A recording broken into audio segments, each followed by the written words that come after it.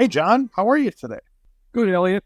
We're starting to feel fall weather here in Northern Virginia, so that's always nice. And we won't bore people as we do with Marquette basketball, but football season starts this week, so we're gearing up for that. So that's always great. Yes, Marquette basketball will be on us pretty quickly, but first we have to do some NFL so we can either be happy or miserable. Yeah, people that know me know that sadly, but in most cases not so sad, a Giants fan for many years, and I'm actually going up to the first game against the Vikings, and we're in first place, 0-0. It's pretty good.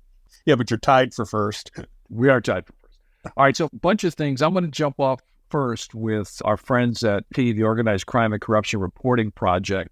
They had a scoop the other day on their site. I'm just going to give you the brief headline is that the U.S.-based Steward Healthcare had secured a massive public contract in Malta.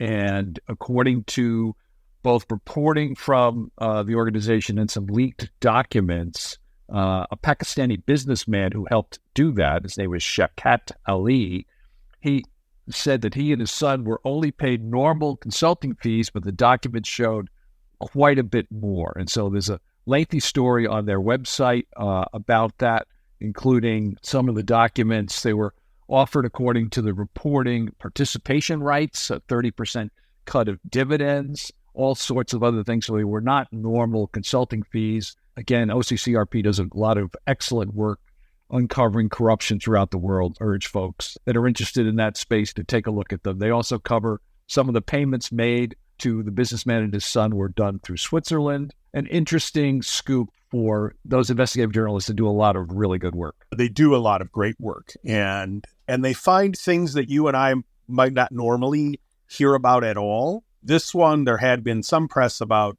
the challenges, but I think the details in this report are quite a bit deeper and make clear the level of corruption that was involved. So speaking of corruption, the U.S. has seized Venezuelan President Maduro's plane. I'm assuming it's not his only plane, but a plane that was purchased by the president through several shell companies. It was in the Dominican Republic at the time, but the U.S. officials have seized the plane and moved it to Florida. And it's an indication, concerns, in addition to the election concerns, about the general approach of the Maduro administration. One other thing was just reported as we go to record today, a Venezuelan judge has actually ordered the arrest of the presidential candidate Edmundo Gonzalez, who the U.S. and others believe actually did win the election. So that's also something that was just reported today as well. Not just unfortunate, but confirms why the U.S. is doing what they're doing regarding Venezuela. We also saw in the mainstream media over the last 48 hours that a former aide to several New York governors has been charged in New York with acting as an agent for the Chinese government. And this person had administrative or senior support positions in both Hochul and Cuomo administrations and worked in state government there for over 10 years. But she and her husband have both been charged with money laundering, conspiracy to commit bank fraud, as well as misusing identification and other things. It's shocking in that we read a lot about China trying to infiltrate and influence the United States, but this is pretty stunning, I would say. And based on the unsealed documents, they apparently use shell companies, iCloud accounts, and WeChat messages with everything in Mandarin for their alleged crimes. As you mentioned, she was hired over 10 years ago, started off as chief of staff in representative's office in the state assembly, then worked for then Governor Cuomo. She also worked for the Department of Financial Institutions, so she's been all around the New York governmental infrastructure. This will be interesting. I think the case starts toward the end of September, according to the reporting that I've seen. Just sticking with potential corruption, it was also reported that several members of the House Oversight Committee, Democratic members, have sent a letter to candidate Trump and asking if they've illegally received money from the government of Egypt and whether that money from Cairo, which is over $10 million, played a role in his run for president in 2016. Trump is under no obligation to respond, of course, but this is based in large part on an earlier Washington Post article that talked about the details of the Department of Justice probe on this. So that's also something that bears watching if other members of the media pick up on this. The argument is that the Post said that the prosecutors and FBI agents were actually blocked by DOJ officials in the previous administration to stop the investigation. So more to come on that, I'm sure.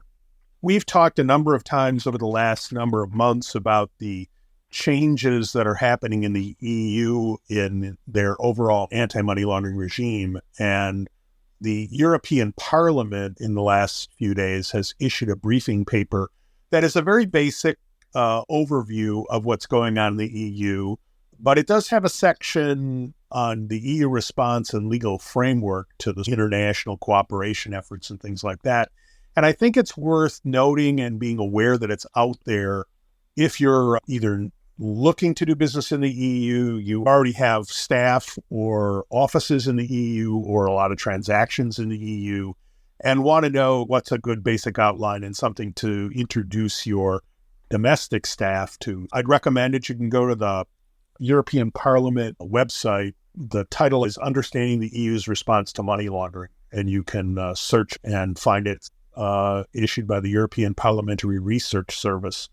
Recommend that to people just, again, as a way to stay up to speed on the changes that are working their way through the EU, some of which don't take full effect until the beginning of September. So back in July, we did our webinar on romance scams. The IRS Criminal Division announced late last week that a Cincinnati woman was sentenced in district court to 24 months in prison for laundering money for online romance scammers. She pled guilty in February 2024 that she laundered more than $8 million in scam proceeds. She maintained multiple business bank accounts and used purported jewelry business accounts solely for money laundering. As part of the sentence, she'll have to pay at least $1.7 million in restitution.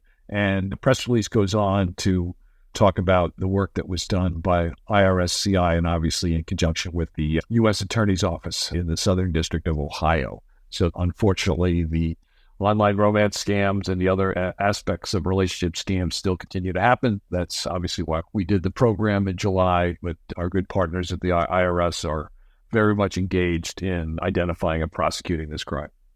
We also saw that the U.S. Attorney's Office for the District of New Jersey announced that a Bergen County man had been charged in a COVID-19 fraud scheme.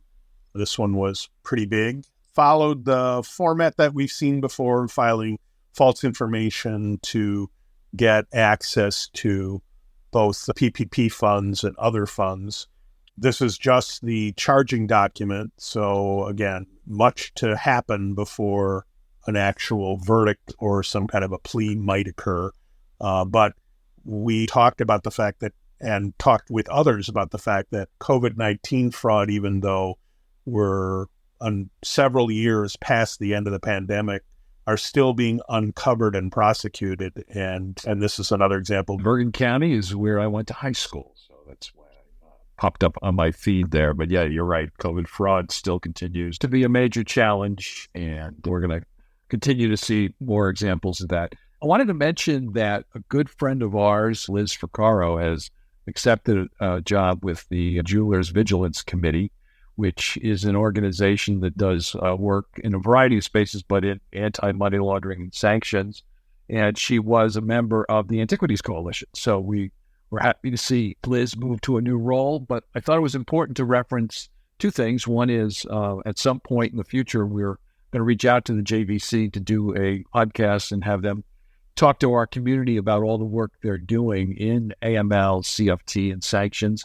But they just issued fairly recently a paper or training tool on understanding sanctions that's on their website.